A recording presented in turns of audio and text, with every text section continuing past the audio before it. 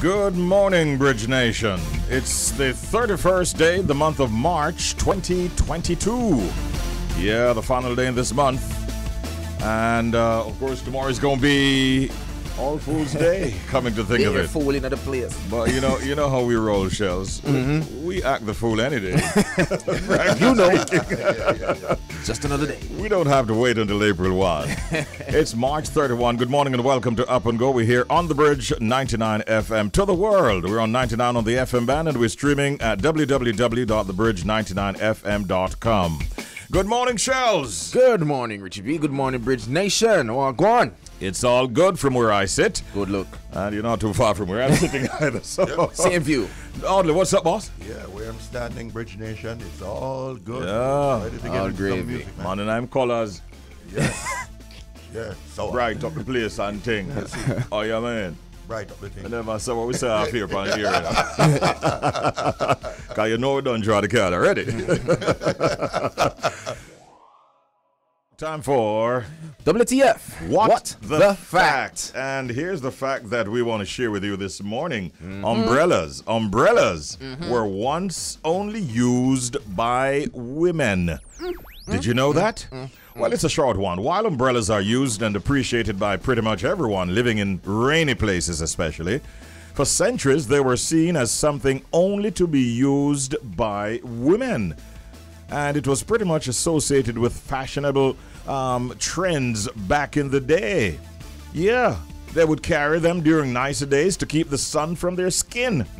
But come the 18th century, the barriers started to fall, with public figures like philanthropist Jonas Hanway, among others, carrying umbrellas during public events. Well, soon thereafter, many people started to take notice of the accessory and its practicality, and it wasn't long before men started using them as often as, or even more often than women. All right. So my comments right off the bat. Was there like a popcorn back in the days for that brother there and say, yo, why? Yeah, I use umbrella, brother. How was that received? That must be very interesting. You go be so bold, like use women's accessories. But I get it though, Richie. Because you ever pre the man them hat back in the day, the man them hat, basically umbrella them, that's still them never need. Everybody need an umbrella, but that's an interesting fact. Interesting fact. I mean, I would not have guessed that because there's nothing about it that would indicate that this is something only for females. I guess the tiny, they don't know, you know them carry, the tiny and them twist it and them, maybe, I don't know. I don't know. Well, right now it seems like men are using it more often than women, or certainly as often as women. Yeah. And many brothers, as well as sisters, they don't leave out without it because they don't know what's going to happen with the weather. That's right. Yeah. So that is a fact, ladies and gentlemen. We thought we'd share with you this morning in WTF. What the Fact? Tomorrow morning at 6:25, we'll have another one for you. Every weekday morning we have what is called Update, and we look at stories that are out there in the space, and we give you the very latest that we have on them. And this is a wide range of topics that we look at. Right now, I don't even have a clue as to the direction that Jody's going in, but we're going to find out right now. Morning, Bridge Nation. So my update this morning, Chris Rock breaks his silence. Well, kind of, if you think about it. So he breaks his silence on Will Smith attack, although he didn't have much to say.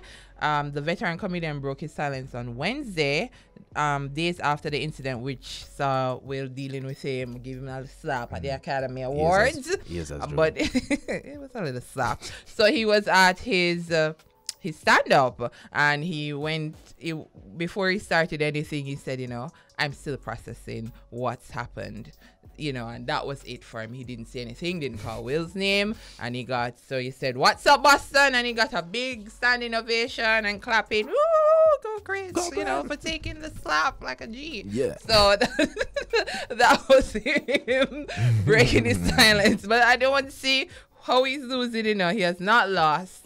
He took that slap like a G, and he's making a whole lot of money right now. So big ups to Chris, Keep it classy. Took the slap like a G. I want about him still a process. I mean, it's still a ring, man. But still a process. No, but it's a good look, man. It's Nice still to counting, see. though. It's still counting, and that is Yeah. good. Yes. No. Exactly. But yeah, big up Chris Rock. We can start off the story. You see, East Side. You see me? Wap, wap, wap. Yeah. Skilly Bang to drop new album in June, Bridge Nation. Yeah, wap wap. As Richie just said, a wap wap artist Skilly Bang is set to release his sophomore album in June, which will consist of big features, according to Senior Vice President of A&R at RCA Records, Richard Skane Ford. He said Skilly's album will be coming in June, and while I don't want to give any secrets away, I can say he has some really big features, and I know people will be surprised by his artistic range. It's going to be humongous. We have producers from the UK, US, and obviously from Jamaica. The music executive also said that, I knew we needed to get the business done ASAP. He is bringing a new style to the dancehall scene that we have never seen before or heard before. As far as our reasons for looking into a younger act within the Jamaican genre, it was simple. Children relate to them, and they bring a new sound that may not be the norm, but that is palatable. Interesting. So it's interesting to note that Skilly, who's 25, released his debut album Crocodile Teeth. The album was in October 2021, and at the time he predicted that it was going to be the biggest in history. However, the album failed to debut on the Billboard Reggae Albums chart in its first week, when it's moved just 627 units from sales and streaming in the US. That included 123 copies in pure album sales, according to MRC data now Luminate. So, Wap, wap. wish him all the best with this new look. Yeah, Wap Wap will be on the album, do you know? Because if that's the case, we can expect a lot of whoppings. Exactly. I have faith. I have faith. You have But faith. it's really 8 months after he put out the first album. It's kind of quick. It's kind Because- of quick. because- Maybe them I try to save face. Yeah, man, for redeem himself. Maybe he's a big fan of Sizzler. Dada not around with it, Yeah. Album, Pantapa album. Yeah. Yo. New record deal, why not? Try something. Okay. All right, so there's a movie star who's going through a spot of bother. We have known him and we have loved his acting skills through the years. Many of you will remember him from the Die Hard film series. He has done so much work. Pulp Fiction, The Sixth Sense, Armageddon, all of these. In fact, he has grossed over $5 billion worldwide at the box offices, and he's in a spot of bother, as it was announced yesterday late that Bruce Willis will in fact step away from acting and from his acting career, as he has been diagnosed with a condition known as aphasia, a condition that impedes a person's ability to speak and even to write. So his family, including his wife, Emma Hemming Willis, even his ex-wife, Demi Moore, they both announced his condition on Instagram yesterday. It's impacting, they say, his cognitive abilities. He's 67 years of age, and, we remember him as John McClane from the Die Hard films. Yes. And we want to wish him all the best. The statement read, with much consideration, Bruce is stepping away from the career that has meant so much to him. This is a really challenging time for our family, and we are so appreciative of your continued love, compassion, and support. So our prayers are with the family, and we hope that Bruce will be A-okay. And also, he's at the stage, where health is wealth. As you said, what 5 billion? Come on, man. Look out for your health now. You've done well for us as fans. Definitely. So, all the best. That's the final story inside of Update. It's that time of the morning. Yes, sir. Yes. It's time for Proverb of the Day. All right, disclaimer, it's not what you think it is. Remember, just put it out there. No. All right. So the Proverb of the Day, which I don't think is unique to Trinidad, but it says that it's from Trinidad and Tobago. But it says, you can't make love on hungry belly. What you say? You can't, let me not say can't. You can't make love on hungry belly. Woo! Here goes the meaning, because sorry. in another with Shellz. Oh, right you now. didn't want us to interpret? All right. No, Go on. I don't want to interpret All right right. now, right? What So the the meaning? meaning says, love alone isn't enough when you are in a serious relationship. Love doesn't put food on the table. Amen. Well, in a Another sense, thing. love put food on the table, Another tip. Love put food on the table. Sorry. What you saying to me, man? Big up Trinidad, but another tip me. In a way, now. You know that's it. What's No, it? in You Jamaica, can't, it doesn't you mean can't this. make love on Hungry Belly Bridge Nation. You can't, cramp, really. you cramp up. You know, one gas taking a them situation there. Yeah, I mean, see how my mama got? Trouble did it. You know, first of all, I think it has a different meaning in Jamaica. I mean, I don't know if I mean one. Yeah, it does. But the Trinidadian But the side, Trini one says, you know, you have to, love isn't enough. And love doesn't put food on the table. But I am going to disagree with that last statement. oh, so right love there. don't put food on the table. Love put food on the table. You can put, you know what? Only put food to reinforce. Yeah, you know what? I'm taking notes. I'm learning from the now generation. So that's our proverb. I love how Richie quiet tonight, Richie. I said, Professionalism. Trouble not set like real. so that's our proverb of the day. So as you go about. So sorry, have you fully dissected the issue? Man, leave it as it is, though. Me know my definition. Me know We're me going say that- with Trinidad and Tobago's definition this morning. Okay. Right? So that's what we're sticking to this morning. If I had one comment to make, though, what I'd say to you as youngsters, Yes, sir. young but no hurricane. Well, we'll talk some more over Oh, my Lord. Yes, please. So Yeah, we're that going to was head fun. straight into our pet peeve. Oh, pet So peeve, that we yeah. can keep our work for tomorrow morning. So just in case you're just joining us for the first time here on Up and Go on the Bridge 99 FM. Have some breakfast. Yeah. That's what I want to say. That's the first thing. Sorry for that interjection. Pet peeves are things that others do that you might find annoying, irritating, or even upsetting. And we have a listener who will share her pet peeve with us this morning. Hey, good morning, Bridge Nation. My pet peeve is being talked over. I hate it. I'm in the middle of my conversation, and then out of the blue, somebody just start talking over me. It's very irritating. Okay. Yeah. I understand that. I get it. Yeah. I do it. You talk over people? Yes, like if you know you talk to your person or your family and like you try to make your point. Oh, it was a and heated I'm just debate. Yeah. you not get the last word. Me Oh. attack. Me attack. Me camera.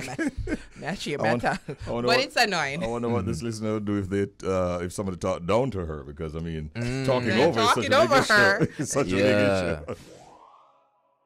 Okay, we're now heading into an interview segment, and we have told you that we'll be talking with a gentleman who is a repeat visitor to our program. Yeah, man. Mr. Dennis Chung will talk with us momentarily. Just to tell you, though, by way of the backstory, the BOJ, the Bank of Jamaica, they recently announced their decision to increase the policy interest rate by 50 basis points to $4.50% per annum, effective the 30th of March 2022, which was yesterday.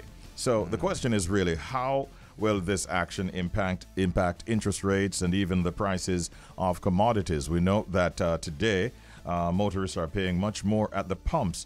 How are these decisions by the BOJ going to be impacting our lives? That is what we want to get to. And so we say good morning and welcome once again, Dennis Chung. Morning, Dennis. Morning, Mr. Chung. Morning, Richie. How you doing? Not too bad. Who's your co-host? Shellz. Man. Greetings, Mr. Chung. Yeah, man. How you doing? Good, man. All right. Dennis, we're happy to have you as always. The Bank of Jamaica, as we mentioned, announced their decision to increase policy interest rate by 50 basis points. Can you kind of break it down for us and explain what this means for the average person to understand? All right. Well, 50 basis points, 100 basis points, let me start from there, is 1%. Okay. So 50 basis points is a 0.5%. That's just how they refer to it. Now, what it means is that if the BOJ is offering a higher rate, it means that people who deposit money with the BOJ, which would be financial institutions, will get a higher rate for depositing money at the BOJ. It means that they will in turn put a higher interest rate outside to the public, and it means that Jamaican dollars will become more attractive to deposit than US dollars, for example, because the rate of return on Jamaican dollars will be higher. Now, why do they do that? They do that because that is really the main policy initiative that the BOJ has to influence what happens with inflation in the country.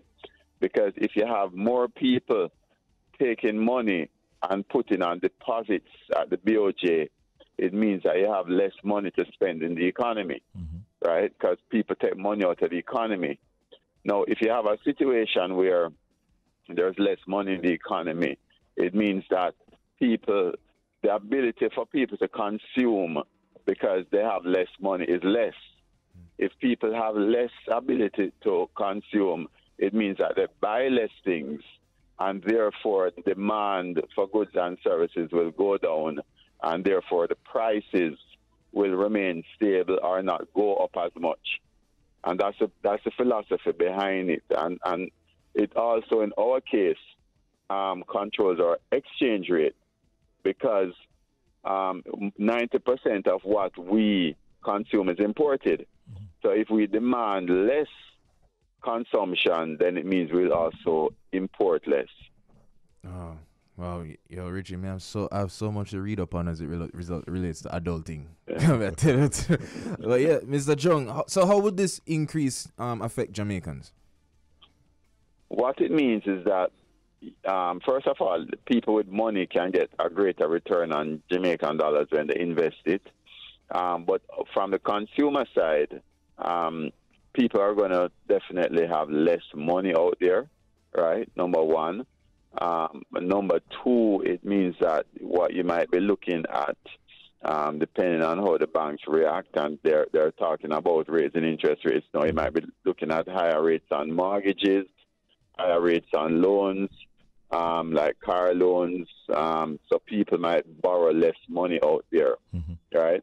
It's going to definitely be tighter for the economy, but it's a trade-off. I mean, if we don't do it and inflation becomes a bigger problem and you have a runaway exchange rate, then prices are going to go up anyway, right?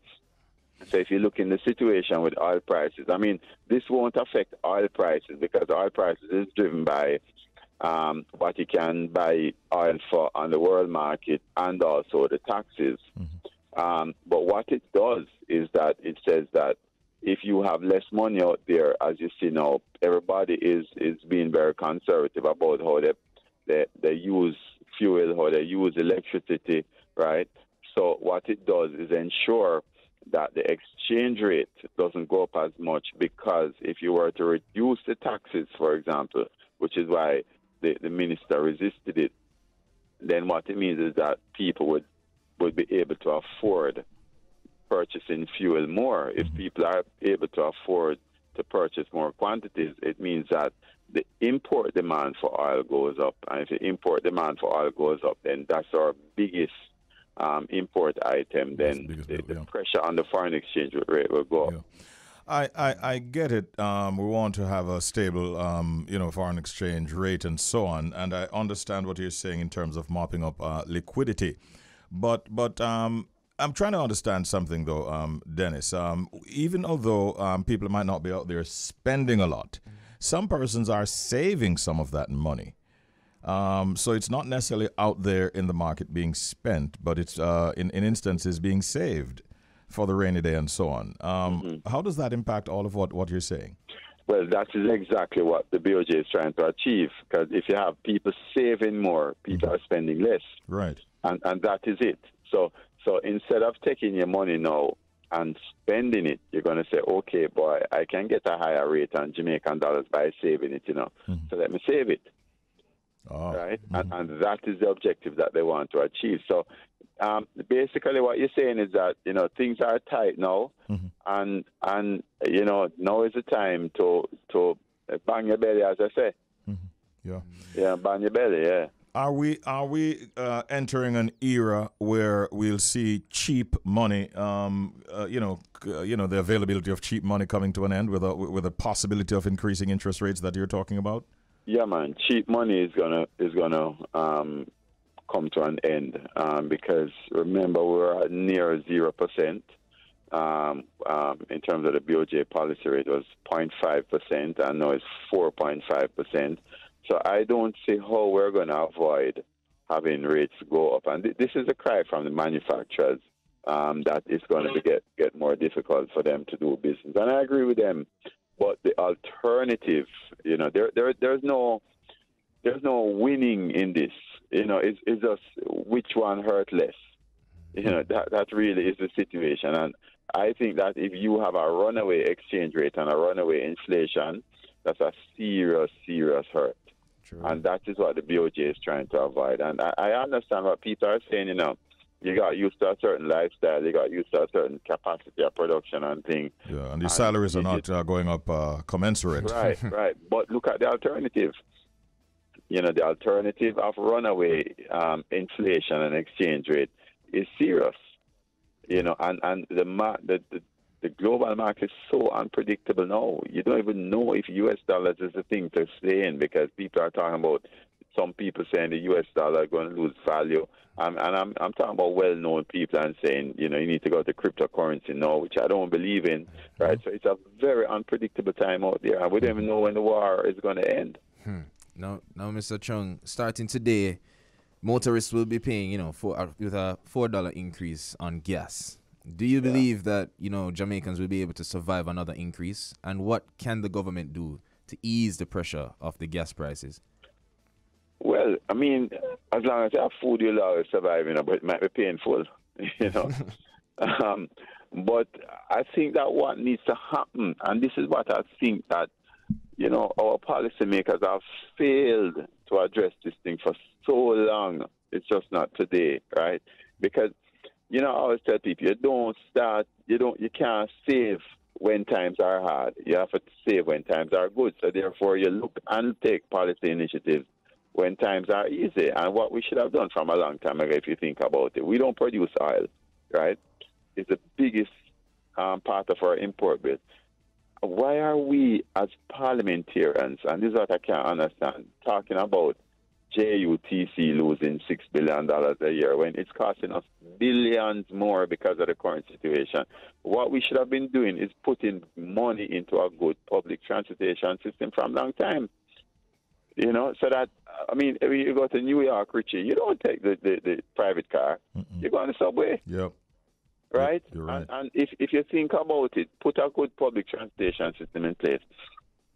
People will have more disposable income themselves also. I mean, I know personally that if a good public transportation system in place, and, you know, you have the buses overseas with all bicycle racks and things. I'd ride my bicycle and jump on a bus and I'm ready to. Yeah. You know? I think they need to talk to those persons involved in transportation in Dubai. Who have in fact instituted an excellent transport system, a SkyTrain type thing that does very, very well. We're out of time, Dennis, but before you go, give us a quick overview as to, say, a 6 to 12 month projection for the country. What do you see? I think inflation and interest rates is going to be elevated until the end of the year. I don't see us coming out of this very soon. Even if the war were to end today, I mean, there's a lot of damage that has been done to Ukraine and Ukraine's productivity, and Russia, which is a big part of the problem. A lot of other countries have also been impacted. So it's going to take a little while to come back, supply chain management and everything. So you're looking at least, I think, until the end of the year for us to see all of these things happening still. Dennis Chung, always a pleasure. Thank you so much. Have a great day, bro. Blessings, sir. No problem. You too. Take care. That was, of course, a chat with financial analyst and chartered accountant, and he's also the CEO of Supreme Ventures Services Limited. Great talking with him. A lot of insights there. Yep, I got to go read now. Yep. I have to go read now. Welcome to the adult world. Adulting 101. Yes. Time for the Secret Sound Game.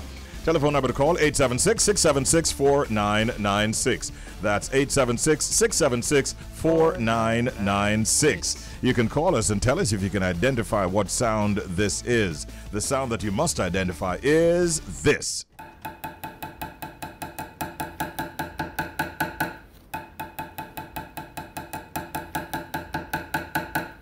Okay then. Can you figure out what is making that sound? Because we can't. We need help. In all honesty. And although Shellz would prefer if I don't remind you, we do have a gift basket that you can win that can take care of a large family or Community. A community. Anything you want, you can Christmas get dinner. in that basket. People are trying, and the calls are coming in. We're going to take one in a matter of seconds. Reminding you, though, that 876-676-4996 is the number for your participation. You heard the sound. What is your answer to that now in terms of identifying the sound? Good morning. You're on the air. Hello. Morning. Hi, good morning. Hi, good morning. Who's this? My name is Ashley. Oh, hi, Ashley. Ashley from Portmore. Yes. Yeah, I remember you. So you have your answer, Ashley. You want to hear the sound again? I just heard it. Okay, so you have your answer? Not really, but I'm gonna try. That's what we want. What's the answer? Is it knocking on a piece of pipe? Knocking on a piece of pipe. So Yeah, like a PVC. What would you, on a PVC pipe, but what would you be using to knock? It could be anything. Identify. Be more specific, Ashley. We're trying to help you. Using You think it a might be wrench what? or a piece of wood to knock the pipe. Oh. Look at that. You know somebody want to buy a wrench right there, Richie. Eh. Well, I'm going to go the plumbing, our friends at Jamaica Plumbing Supplies. You know what them tell me? What? Sorry, Ashley. Thanks for trying, though, and have a good day. Keep thinking about it, all right? Blessings, Ashley. This is the sound. And what is your answer? Good morning, caller. You're on the air. Hello. Good morning, Richie. Good morning. right. Cunis. Eunice in the building. Yes, Welcome, Cunis. All right. thank you. What's your answer, Cunis? Is it the sound of a woodpecker? A woodpecker. Yes. You mean like a woodpecker with very strong beak? Yes. That may be a sound that you'd hear somewhere, I don't even know what but woodpecker maybe not there. In fact, more appropriately, it would be more like Okay. sorry, Cunis. Oh, shit. Oh my goodness. We're gonna take one more call. One more. Now 7:35 is the time, and we have enough time to take one more call in the secret sound game. Can you identify the sound, the secret sound? Good morning. You're on the air. Hello. No fear. Dennis. All right. Bossy. Yes, I. Manners and respect, you know. Tell hardly say, don't try to come dry out for me ends here. Oh, yo. Mirror that man. All right, sir. All right, on to the secret sound now, bossy. Mm-hmm. You know, like somebody a make a door, and him glue it, and him a use the hammer with the next piece of board, and tap up the next piece of board, and together to glue it up. Hammer, Yeah. knocking. Yeah, man, a tap a piece of board, like. Yeah. Like I make a door jam. I like I make a door jam there. Like a door jam. Right. I had use the hammer to tap it in some more. Have no fear. Yeah. Man, one day if you buck up in a jam yourself. Yo. Dennis, we love the story there, you know. I tell you the truth. We love the Yes, story. love the story there. Love the story there, but come with the answer. But you know what I found it. But have no fear. What's not me, boss? We still not give up. You just right. Thanks for trying, Dennis. Have a good one. Have no fear, bro. All right, 7:36 is the time. We're out of time for the secret sound game. Reminding you that this is the sound that you must identify. It is clear that some knocking is going on, but what is knocking is what you need to tell us. Be specific and get it right, and we'll give you the gift basket. Our next guest has definitely been making waves with her radical movements and music as a gospel DJ. Tanisha Shaw was raised in the Maxfield community and was always reminded that her father was a bad man, and she grew up under that scrutiny of others. Being the life of the party, Tanisha would never miss a dance, but she was also very faithful in showing up at church on a Sunday morning, even after a long night of partying. She recently debuted her single God and Time, featuring dancehall artist Pampute. Tanisha is here to reason with us about her new single and, of course, her journey to becoming a Christian. We have her on the phone lines. Morning, Tanisha. Good morning, everyone. Good morning, Jamaica. Give Good morning, thanks. everyone that is underneath the sound of my voice. Yeah. Praise the Lord, my sister. Bless the Lord, all my soul and all that is within me. God is good. All the time and all the time, God is good. Yes. All right. On that note. Now, Tanisha, I'm curious. I see it in the intro. You know, the way you grew up and the scrutiny and you grew up under the knowing as being a daughter of a bad man and party and all these things. I'm curious. Tell me about your journey towards becoming a Christian. I'm curious. My journey, you see, I can't even tell you that, my thing say, I always say God is coming like a backgun for me, but when purpose is on you, purpose never die, and that's what God, I could even explain myself and help myself by going to church, because remember, the hand of God was upon me and I didn't even understand it.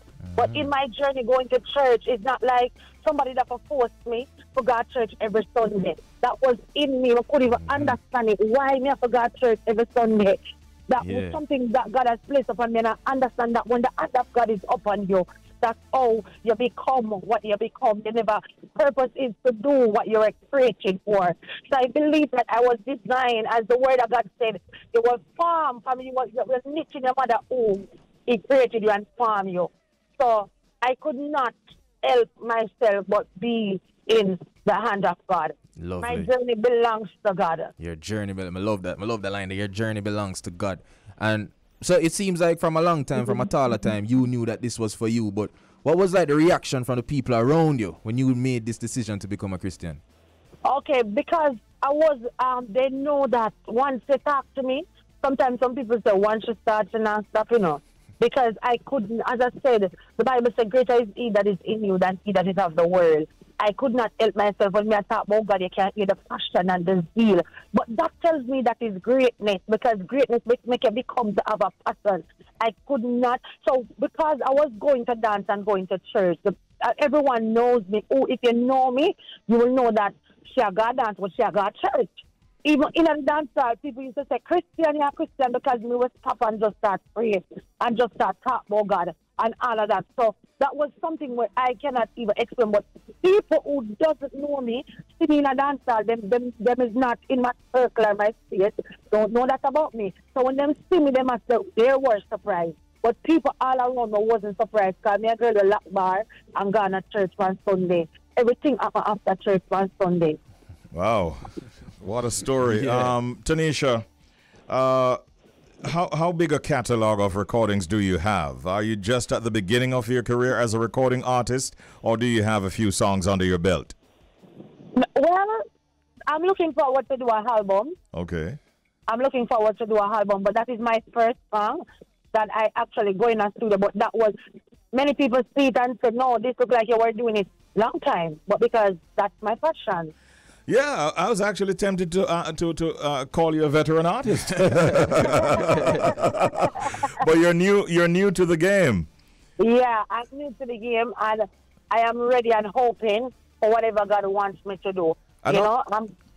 Yes, indeed. And another thing that springs to mind is how are people responding, especially in Christendom, to the fact that you have, a straight-up dancehall empress like Pampute teaming up with you on this track that is out there right now. What's the response been like?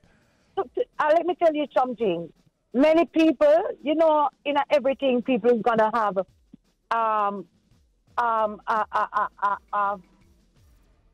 something to say, whether negative or good or bad, but I am not even focusing on that. I am focusing on what God said and what God would want, because many a time we make unsafe feel like they are not a part of God. Mm-hmm. And we have to break the religion thing there and step out of it, because when we read my Bible, and that is why I love about God, when we read in a matter, God has the boss are done.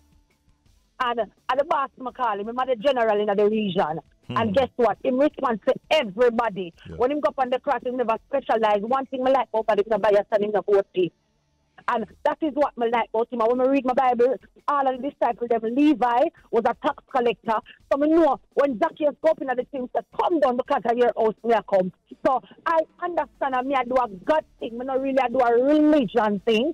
Me I do something that is open, not even I, as I said, is the limit towards that. So when I put a limit on him and say, oh, we're going to do this because, oh, we're going to make dancers play a different type of song. If we keep it for the Christian them alone. So we want a song where everybody can relate to. So it doesn't even matter. I'm not even gonna go there. Oh, I must cut out all negative, every negative vibration and anything. No comments on it. Because me not go there. So one thing I want God stand tall and anything else just becomes small. You could have chosen, obviously, from a wide list of artists out there. Why Pampute, though? Let's ask you that straight up. And you know, I'm going to ask God. You see, when God chooses, that's how it happens. I didn't. First and foremost, me and Pampute was friends from a long time, and God just placed her on my heart. I would be doing my everyday life, my morning time live, and I just tell people, say, thank Pampute for me. And in placed her on my heart. And she texts me one day and say, sister, remember you come and say, God, I got to do the things them for me, you know. So me say something at my good and whatever. I'm going to say, yeah, Pam, you know you're there on my mind. And just in time, as I was thinking about her, and she texts me. I'm going to say, Pam, you know, and she said, with what? I'm going to say, you know, I feel like that me have to do a collab. And she said she never even hesitate. Maybe if I go to somebody else, they would even be open like that. So God didn't know, and God settled the case a long time. So when I say it, God knew this song was, remember, it's not a surprise until God, it's not a surprise to we. God didn't know that the song that I could do from before me and Pam even do it. All right. How active have you been in the studio since this recording? Okay, I've been active in the studio because people want to play it, you know, and all of that. So I'm looking forward to release an album, and I'm not only thinking I'm gonna do a song with only Pampute. Wow. I will do another song with another, because this is what I think, that if we can make a revival come to dancehall, that is the thing. That is the mission, and that is the thing. I wonder if we're just wondering aloud here. Do you think she might go the route of? I don't think nor if nor but nor maybe. God is not no respecter of person. Okay. I want God say it, and that it's exactly it. I was out there. But let me tell you something. My vision and my passion, I wanted to be an entertainer, but I would be in the secular world, but God never want that. So God never established that and allow, because I learned that there's something that you want to access, but you have to access it through God. Yeah. Especially when you have him and you. You think she might go the direction of Zagazao? Yeah. Listen. Why not? Why not? If that's the journey bring her. And the seed plant, you know. I plant the seed plant, you know. I want the seed plant, you know. Or open, you know. Or lever. I mean, we don't know. Who knows? I want to let Pampute, and I'm close by you guys right now, and Pampute is right here too. Look at that. So coming into studio. Let me tell you something. God is. I am very open, and I thank God that I am bold as a lion. My father is. The Bible said that lion. God is the lion of the tribe of Judah. Means a lioness. And we learn to stop down. We're not afraid of face, mouth, or nothing. We just listen to God. And soar like an eagle. It's not a chicken thing around here. That is a positive statement. Not a she chicken wants thing. to soar like an eagle. Not chicken. You know, I don't think we would be able to introduce this song with the passion that you bring to it. And I'd like for you right now, Minister Tanisha, to introduce this song for the entire Jamaica and the entire world to hear right here, right now on Bridge 99. Take it away. Introduce the song. Introduce the song? Yeah. Don't for the go acapella? No, man, just give us an intro. Pretend you're a DJ on the radio and you're about to drop this big tune right now. Run it. Well, if you have a topic, I really can start it at top 68 at table. Pampute and Tanisha. Let's go to right. And then we end this sector. We do have a guest already in the studio, and we're talking about, he's a financial advisor, by the way. Yeah. And we're going to be looking at just about everything that our brothers especially ought to know about money. Welcome to Man Chat. Yeah. We do it every Thursday morning at around about this time, and we're very pleased to welcome to our studios Nobi Robinson, financial advisor, par excellence. Hi, Nobi. How you doing? I'm good, man. I'm good. I'm glad to be here, you know. Yeah, man. Thanks, man. All right. Thank you. How was the traffic coming down to the studio? Boy, it was rough. It was? Boy, yeah. Because of the whole, school coming back in session. Yeah. So it's just like a bit of an adjustment. So hopefully over the next few weeks it will get better. Get a little better. Hopefully. Right. Now, everything that a man should know about money. I like the way that sounds, and we're here. We want to hear what you can share with us. We're talking about investments. We're talking about savings.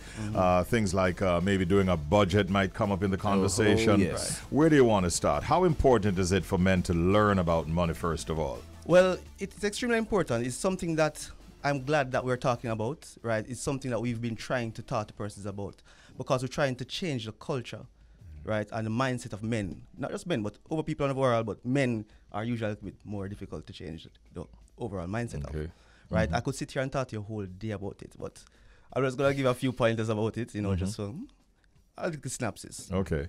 Right, one of the things that we should do when it comes on to finances, right, is to pay yourself first. Right, it's the first thing we usually try to talk to persons about, right? So it's something that, it's one of the principles that we would read from a book called The Richest Man in Babylon. Okay, Richest Man in Babylon. Right? It's where, let's say you get your salary, right? Before you take out all your expenses and pay your bills and floss or whatever, you put some money aside, right, and pay yourself first, right? You have to do that because it's very important to put some money aside for yourself because you don't want to unexpected expenses come up and you spend all your money, right? So you have to be saving, right? You have to create what is called a emergency fund. We usually advise persons to have at least 3 to 6 times their monthly expenses. Okay. So let's say you spend $50,000 a month on expenses, right? You should have at least 150,000 to 300,000 in an account. Now, this is for even single persons or just in a family setting? It should be a family setting as well. It should be a conversation, Okay. right? It can be for both. Okay. But if you have a family setting now, you work out the entire household expense, and you and the missus or whatever it is, put that at least 6 times. We usually recommend 3 to 6, but 6 times should be the standard, the gold standard. Okay. Right? Because unexpected things can come up, right? Medical bills can come up, accident can happen, any little thing. Right. You don't want to be caught off guard, right? So we want to ensure that you have that emergency fund for that emergency, right? Because really and truly, that's one of the biggest things I find that persons are lacking right now, right? We don't have an emergency fund put down, right?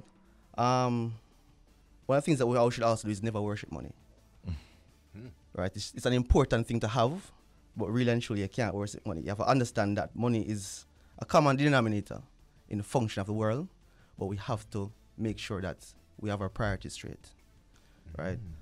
We can also think of things, for example, budgeting, right? We have to also put certain things in place to make sure that we are spending properly, right? So remember what I said earlier, pay yourself first. That should be part of the budget. Yeah. But you also have to not overspend, right? We have to delay gratification sometimes. So, sometimes we're walking on the road, we might see a nice shoes. You might be in a plaza, see a nice shoes, say, wow, that shoes look nice. I want it. You just go in there and spend it, just like that. Ball. Right? But something wrong with that? No, there's nothing wrong with that. But you should also put money aside in your budget for that. That's right. Not just being impulsive. Not just being impulsive. Okay. Right. So you say, all right, then let's say you get that X amount of money. This is for pay yourself. The rest, let's say 20% is for paying your bills. Between 10 to 20% should be for savings and investment, right? We usually advise persons to actually have investment and insurance here. 10 to 20% should be for your investment and insurance. And should have your BRAF money, right? So you make sure you put everything. If you don't understand the term, braffing really is referring to money that you can use to splurge, have some fun, entertain, and so on. Mega name. Right. So a budget is extremely important, and you have to make the budget and stick to it. Yeah. If you don't stick to it, you can put yourself into some serious problems, right? Also understand that money doesn't make you happy, right? But neither does poverty. Okay. Right? You have to look at it from that perspective. Money doesn't make you happy, but neither does poverty. In a modern world, really and truly, money makes things a whole lot easier. Right? But at the same time, you don't want to do the wrong thing for the money. Right? Straight. So money doesn't make you happy, but lack of it certainly doesn't make you happy. Right. So it really and truly depends on your mindset, right? Because really and truly takes cash to care. It does. And we're not being political in that statement. No. No. So Nobi, I have a question. Yeah, man. All right. So what's your style? My young man, you see me, right? I said it earlier when we were speaking to Mr. Chung. Like he said, adulting, this thing, I learn it. You see me? It come new to me. Only thing I know about money is that I don't have enough. You see me? That's what I know. But I want to know, what are some things you'd advise, you'd like to say to young men entering the workforce? Like just to enter workforce, probably fresh out of university. I'm glad you bring it up. That was literally what I was about to talk back up about next, really and truly. Right? For one, create different avenues. Find creative ways and make different avenues of making money legally. Legally. Right. So, your salary is there, but then you have to sit down and say, all right, then what am I passionate about? What do I like to do? Some person might say, I like farming, Some person might say, all right, I need to find a little bit of land, start some farming. Some person might be very creative, right? You look like you're a creative person. You might be thinking about, marketing. How can I create a market for myself? How can I get persons to say, all right, then I want to hire you to do a marketing job for me on the side. So find what you're passionate about, right? And then get creative and try to let that passion create different avenues of income for you. Multiple streams. So you have to have multiple streams of income. You have to create multiple streams of income. One income is not enough. You have your regular job. You can do a passion project. Farming, as I said, whatever it is that you like. Make sure you have different things like, for example, real estate investment. Real estate investment, right? Because you can't have a little property and it's bringing in income for you, right? So you have to find that creative way and know what your talents are and find creative ways to make that for you. But also you need to consult sometimes with persons like myself, like a financial advisor, right? Because the real estate part, you might have an idea of what real estate is about, but you might not know what exactly it is to get into that real estate, right? Investments can be a different thing, right? And that brings me to one of the most important things I wanted to talk to persons about today. Investment and miracle of compound interest. Right? Persons might hear compound interest and say, oh, this big term, I don't understand it. In simple terms, it's really just the time value of money. The longer you're investing, the more the money will work for you if you don't touch it. Right? The only thing you should be doing when you have an investment is adding on to it. Now, compound interest really and truly, as I said, your money is really and truly just reinvesting in itself. So, let's say your money makes X amount of money let's say your money made the money on it. With compound interest, the investment will use that money and reinvest in itself and keep making money more and more over time. Do you have to have a lot of money in order to invest? No? You don't. You don't. Right? The important thing is starting. So you don't have to say, all right, I have to wait till I have $1 million or $2 million to invest. No. You have to start as early as possible. You can invest $1,000, right? Some persons might not be able to afford large investments, right? But the important thing is starting early. So there are investment avenues that you can put, say, $1,000. Yes, there are. There definitely are. Right? On a regular basis, though. Right. That's encouraged. Right. It's important because you have to keep adding on to investment. One of the things that we find in my years at Sagicor is that persons tend to try to go and take money from their investment. That's your company is just not gonna work in that instance, right? That's detrimental to you because you're selling your units to get money. Now, when you keep putting more and more money into your investment, it will keep growing and reinvesting itself. You keep making more and more money on it. Very, very important point. Let's talk a little bit on the matter of insurance and how the role that plays. That's one of the cornerstones of any financial plan, right? When I go to my clients and sit down and talk to them, I try to target younger persons.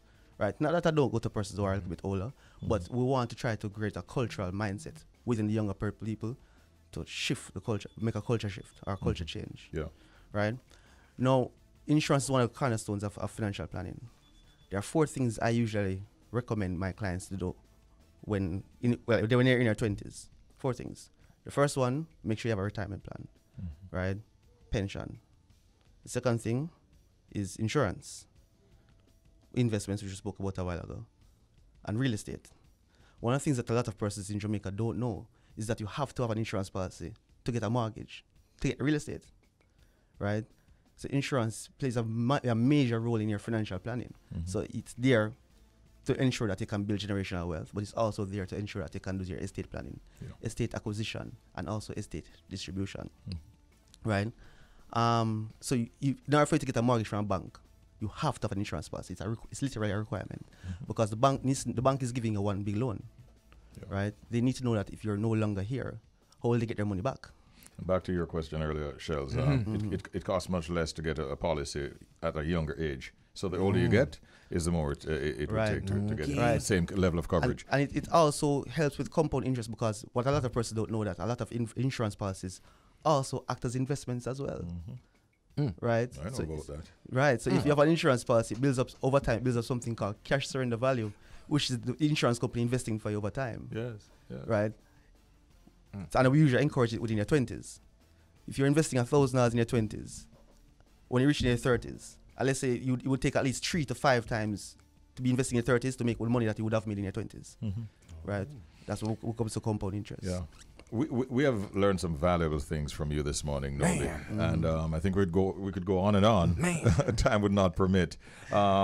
In closing, and just before you go, though, give us a little parting shot in 30 seconds. What do you want to say? We're speaking mostly to the brothers, but of course, it's good information for even the sisters as well. In closing, in closing, I would say you need to create a financial plan, right? You have to speak. If you don't know about different types of financial avenues, speak to someone who understands it.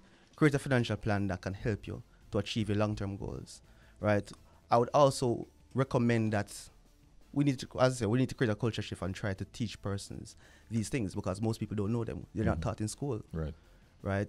We're taught so many things in school that we don't use right now, but we're not taught financial planning. And we're not talking about money. We need to shift the focus and start talking about money and build generational wealth. Right. The men need to focus on building generational wealth. It is important. It is very important. I learned a lot, and I'm sure that our listeners did as well. Yeah, man. Shellz, I see you making some notes on this on your gadget. All right. Thank you very much, Nobi. Nobi is in fact a financial advisor, and he was our guest inside of Man Chat this morning, chatting up a lot of good stuff. I love the first statement you made there about paying yourself first. I'm like, but let me tell you, if I may just quickly add, I have a friend of mine, he's in business, and he always tell me that whenever you do a job and you earn from that job, just go buy a big lobster or something. Say, like pay yourself, meaning, you know what he's trying to say, just focus on yourself, or just put on something for yourself first. It helps with your overall mental status. Wow. Right. All right. Thank you again, Nobi. Give thanks, and good luck and best wishes going forward. Thanks for having me. Yeah, man. Maybe we'll have you another time too with that kind of positive energy. What? Oh, yeah. And the public defender herself joins us at this time, Arlene Harrison Henry, as well as the deputy public defender, Mr. Herbert McKenzie, and Victor Cummins, the special projects manager. Like we told you before, we're looking at the subject of the fact that more than 350 land titles have been issued to St. Elizabeth residents, and that's a big development for them. Good morning, public defender, and good morning, deputy, and good morning also to Mr. Hemmings. Welcome. Morning. Morning. And indeed and in fact, I love that news. I knew it. There you go. All right. We selected that one. We selected that one with you in mind. and I'm so thankful. Wonderful. Thank you so much. Let's first of all congratulate these persons who now have their land titles. That's an important thing for them to have, public defender, wouldn't you say? Absolutely. It is how you build generational wealth. It is how you start that process. Because when you build, we're not building for ourselves, but we're building for children, grandchildren, great-grand going down. And the unborn ones of us to come. You remember that even before this article appeared in the Observer, we had been encouraging people who were on land to get themselves regularized. Well, here we have it now. 350 certificates of title to residents of Flagaman, Berlin, Potsdam, and Exton in St. Elizabeth, where people have been on land, open, what we call open possession, what we call peaceful possession, and what we call undisturbed possession. We're not telling people to go out there and capture people's land, you know. But what we're saying is that where you have occupied land in this peaceful and undisturbed possession, you have acquired rights over the land. And there is a system now within the Office of Titles. They call it the National Land Agency. My generation tends to say Office of Titles, where they go around and they keep adjudication hearings as to whether or not John or Mary is the owner. And they carry out investigations. And they're giving titles out, registered titles. This is so important. You can borrow money off of it. And we're not saying you should. But it is now a valuable security, an asset that a bank recognizes. Is it now come into the mainstream. Is it adequate, though, in reducing the issues of land titling and even squatting? Yes. We cannot have decent Jamaicans. And we here know as a fact that the majority of Jamaicans are decent, law-abiding people. We're not denying that we have an active minority of bad eggs trying to assail the good name of Jamaica.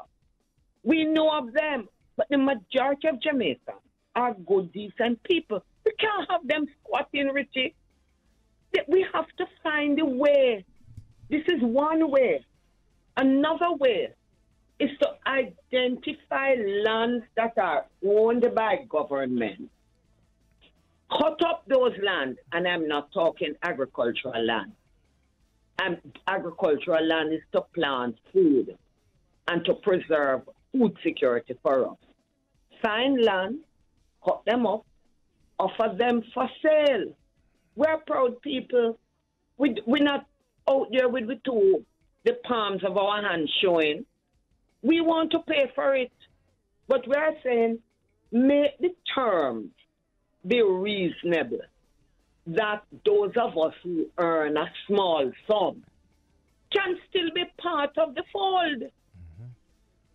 Agreed. And what you have to look at also, Richie, is that these communities that have received these titles are farming communities. And many of these persons might just be farmers. And you know that in St. Elizabeth, a lot of scallion farming is done. Thyme, etc. Melon, pineapple, all those wonderful things. Cantaloupe, all those delightfully good things for the body. So can you imagine how these farmers feel knowing that this is now their land? Mm-hmm. We are encouraging other Jamaicans to come forward. Try and regularize yourself. Mm-hmm.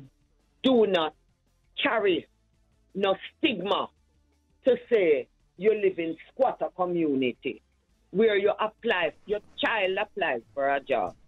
They can't use that address because so much history and baggage is associated with that address. Amid all of this, though, Mr. Burgess, yes, there's at least a situation that has come to our attention in Thomas, where the opposite seems to be happening. Really? People are being dispossessed from lands, and these are farmers who worked in the sugar belt.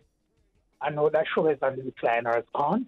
They remained in occupation and possession of these lands, cultivating crops, only to be told recently that they have to yield to some other interests who are now going to be put in the possession of these properties. So while all of this is going on in St. Elizabeth on one side of the island, we have almost the exact opposite Okay. occurring in the Very. side. And it is so sad. Yes, it because is. these people are the same type of hard-working, ambitious people that the public defender just described. If I apologies, but if I may, I heard, Madam Public Defender mention the adjudication process earlier. Some people are complaining that the adjudication process takes too long. Does this breach any constitutional rights of the citizen? Let me help those persons. Yes, the adjudication process will take some time. It does not breach your right. It is an investigative process that the National Land Agency must adhere to, so that no person, no rightful owner is dispossessed of lands that they properly own. So even if you apply for a title, it will take some time because they have to carry out survey checks. It has to go through survey department. The land for which you're applying for a title has to be checked against all the other mapping and survey documents within the survey department. They have to send out notices to neighbors upon whom you are relying to say you own the land. So it is an investigative process. I tell you something. We complain all the time. Oh, it's taking too long. But there's a little old saying that says good things come to those who wait. And I'm going to give you an example. When the Riverton fires occurred, the complainants who came here stayed with us, stayed the course. They got their money. Others said, now come out, I take too long. Me can't bother. In life, we don't have perfect lives, We have systems. We have procedures that are there to guarantee fairness, equity, and proportionality. If you can't get compensation if you don't have a claim. Mm-hmm. So when you complain, it'll take too long, we want the money now. Just hold on, it is going to come. I'd really like to ask you, before we close out this segment, though, just to reiterate for us the importance, let the listeners understand the importance of seeking legal ownership before it's too late. So the importance of it, Richie, is that the registered title, according to law, is conclusive evidence that you or I am the registered owner of a piece of land. Mm-hmm. Conclusive evidence. In other words, what the law is saying is that once my name is on the title, your name or John Brown's name is on the title, you cannot look behind it, except in the case of fraud. And for anyone to set aside a registered title on the ground of fraud, there is a very high threshold that person claiming fraud has to prove. Yeah, the registered title also vests in you, the registered owner, the right to dispose of the land. In other words, what I mean by dispose, you can sell it, you can lease it, you can will it to your children or to the man walking on the road next door. You can also use it as an asset. It now becomes a financial instrument that banks in Jamaica, and I would say around the world, recognizes. It gives you a foothold to go into the bank, good foothold to go into the bank, whether commercial bank, PC bank, building society, credit union, to say, I would like to borrow some money.